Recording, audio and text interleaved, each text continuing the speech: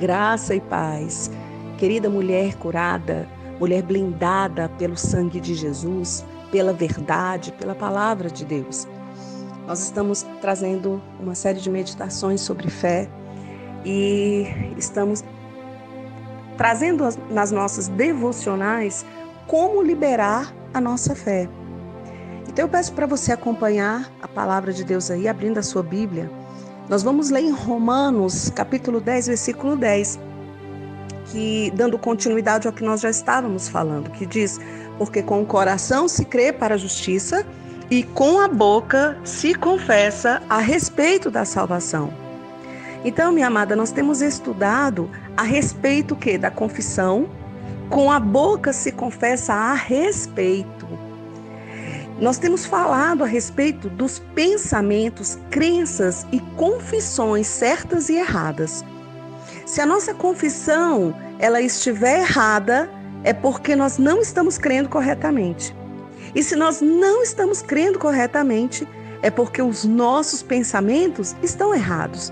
E se os nossos pensamentos estão errados, é porque as nossas mentes ainda não foram renovadas pela palavra de Deus. Então ouse, amada, pensar o quê? Os pensamentos de Deus. A Bíblia, ela contém o quê? Os pensamentos de Deus, que são diferentes dos pensamentos do homem. A Bíblia diz assim, em Isaías 55:9, porque assim como os céus e a terra são mais altos assim como os céus são mais altos do que a terra, assim são os meus caminhos mais altos do que os vossos caminhos, e os meus pensamentos mais altos do que os vossos pensamentos. Amém, querida? Algumas vezes pode até parecer que a sua mente natural, parecer a sua mente que aquilo que você confessa da palavra de Deus não é razoável. Mas isso acontece porque a sua mente ainda não foi devidamente renovada pela palavra de Deus. Porque a palavra, ela funciona. Ela funciona o quê? Pela confissão e pela oração. Em Marcos 11, do versículo 22 ao 23, diz assim: tendes fé em Deus, ou seja, a fé do tipo de Deus que essa é a explicação, né? Ou então tem a fé de Deus. E no 23 diz assim: porque em verdade vos afirmo que se alguém disser a este monte, ergue-te e lança-te no mar, e não duvidar no seu coração, mas crer que se fará o que diz, assim será com ele.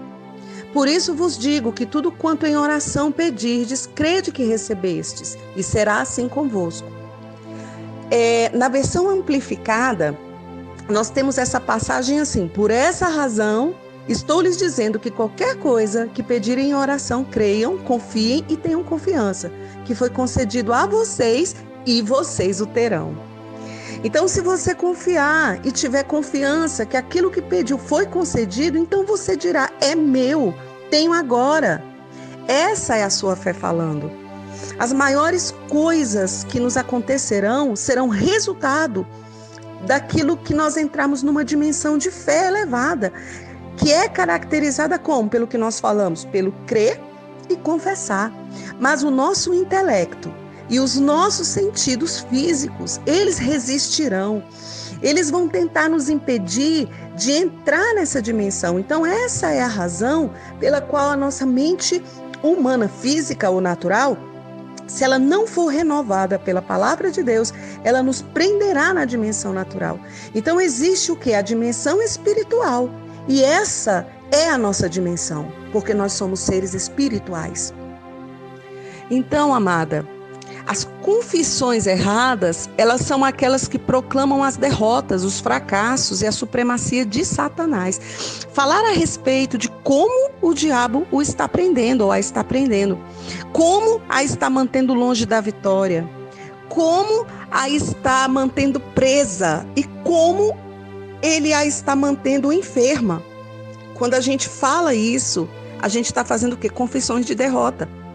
Então, se você ficar sempre falando, estou com muitas dores de cabeça, se você está sempre falando, declarando isso, a minha doença, a minha gastrite, o meu câncer, o meu tumor, a crise do pânico, a minha crise do pânico, as minhas crises de ansiedade.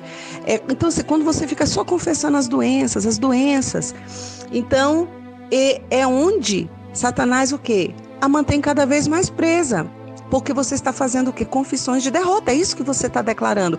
E confissões como essa, simplesmente o quê? Glorifica o diabo, glorifica as ações dele. Porque são as ações que têm te mantido cativa. Então, nós temos que lembrar que a nossa confissão, ela nada mais é do que proclamar o quê? Uma verdade que foi acolhida de todo o nosso coração. É declarar algo que sabemos ser verdade e é afirmar algo em que nós cremos. Então, os testemunhos que nós damos na igreja, por exemplo, são as nossas confissões. E, infelizmente, nestes casos, muitos glorificam as ações do diabo ao invés de Deus.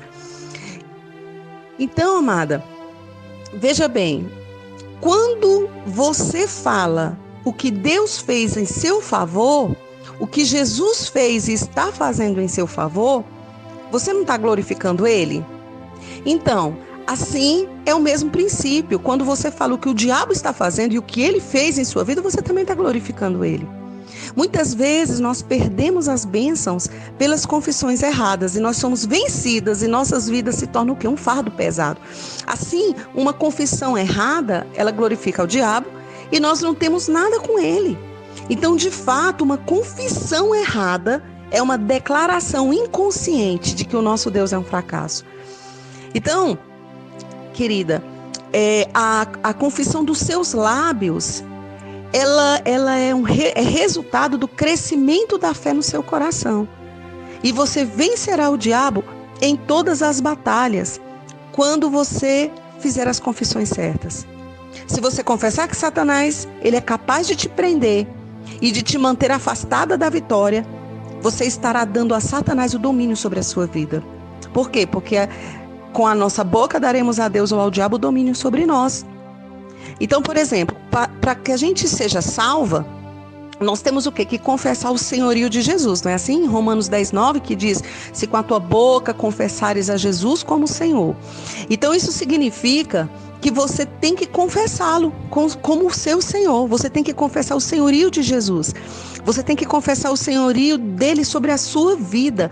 E a partir daí você vai começar a estabelecer o domínio de Jesus sobre a sua vida, à medida que você for dando lugar em sua vida para ele e fazendo as declarações de tudo o que ele fez, o que ele garante na sua vida.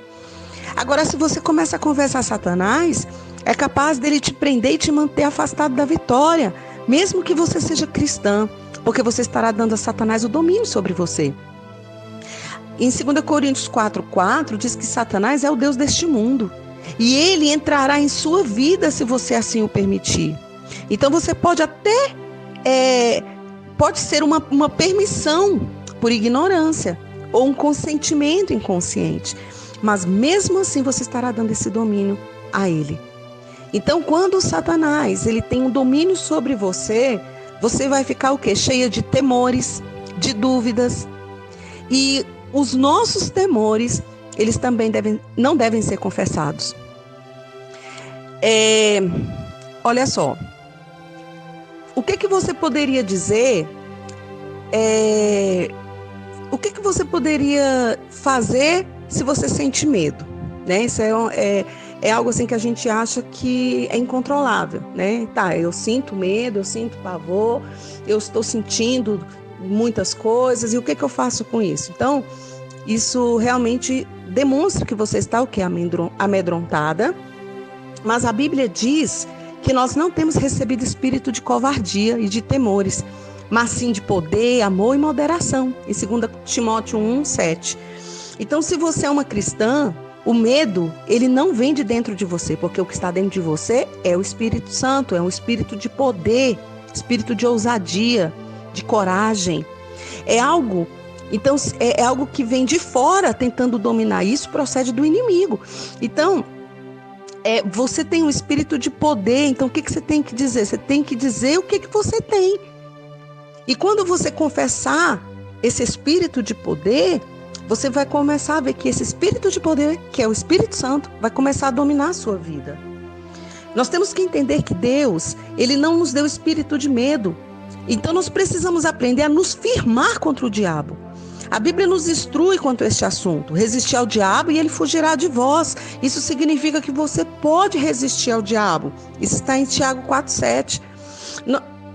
Nós temos que tratar o medo dessa forma. Nós precisamos fazer esse tipo de posição, esse tipo de declaração. Se você é tentado a temer, então você deve o quê? Confessar, declarar, dizer o quê? Medo, eu resisto a você em nome de Jesus Cristo. Eu me recuso a ter medo. Eu me recuso a ter medo do medo de adoecer, medo do medo de ter crises. Então, quando você começar a praticar este princípio, você vai ver que pode haver até uma resistência no início. Parece que nada vai acontecer, parece que está difícil, você não vai conseguir, que o diabo ele vai continuar prevalecendo. Mas se você continuar a praticar este princípio, através do tempo, o diabo ele vai correr quando você começar a confessar. Então, este princípio ele é semelhante ao seguinte: se você possui um temperamento explosivo e você se deixa controlar por esse temperamento, então o diabo ele tem o quê? Uma porta, uma legalidade para entrar. Mas quando você age, e quanto mais você age explosivamente, mais esse temperamento vai crescer e vai te dominar. Mas quando você resiste a essa tendência natural, do homem natural, e sujeita a sua carne, mais fácil é para você mesmo controlar seu temperamento. Então, quando você confronta seu temperamento pela primeira vez, você vai ter o quê? Resistência. O seu antigo homem vai estar sempre querendo voltar. Mas à medida que você vai prosseguindo, vencendo, mais fácil vai se tornar. Daqui a pouco você está dominando com mais facilidade.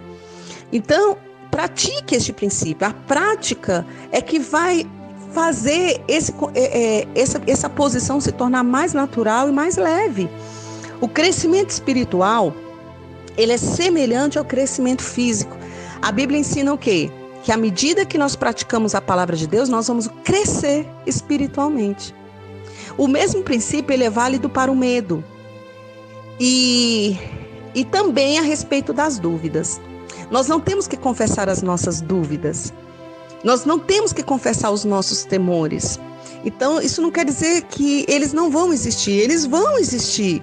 Mas nós não devemos estar falando sobre eles. Ao invés disso, nós temos o quê? Que estar falando o que a palavra de Deus diz que nós somos, o que a palavra de Deus diz que nós temos, o que a palavra diz que nós podemos. Então, isso não tem...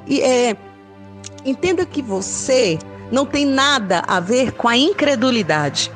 A incredulidade, ela procede do diabo, ela é má, ela não agrada a Deus. Isso está em Números 14:11, você pode verificar. Não temos nada a ver com a confissão de dúvidas, porque elas não me pertencem, elas não te pertencem, elas não nos pertencem. Muitas pessoas pensam que estão sendo honestas quando confessam que não creem ou que temem. Mas se você é salva, a dúvida não lhe pertence.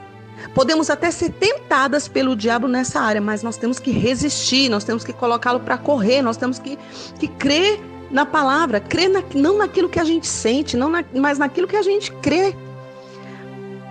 Você não tem um espírito que não crê. Se você tivesse, você iria precisar nascer de novo.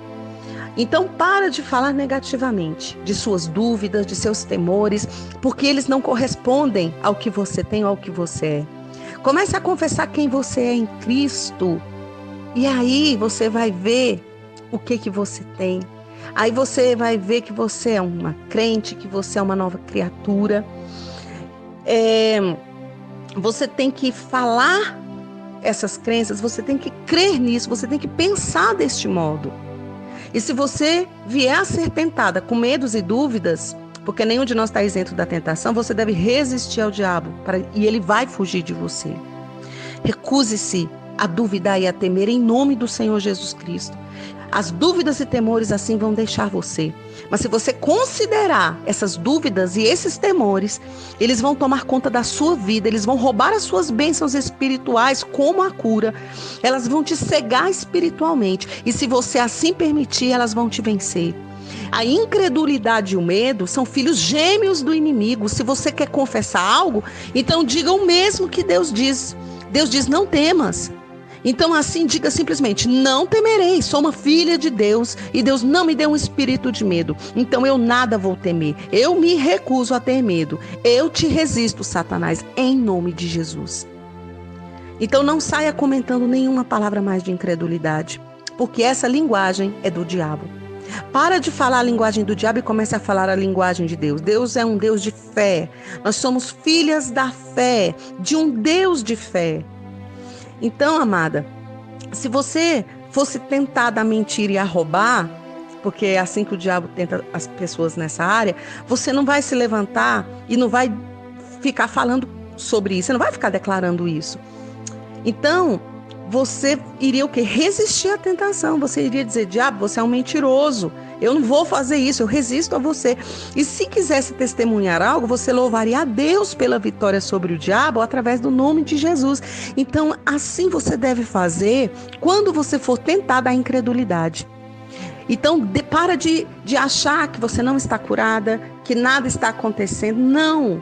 Isso aí são pensamentos carnais, isso aí são pensamentos do homem natural. Você tem que ativar, fortalecer o homem espiritual que está dentro de você. Então não proclame, não declare o quanto você tem sido tentada a não crer.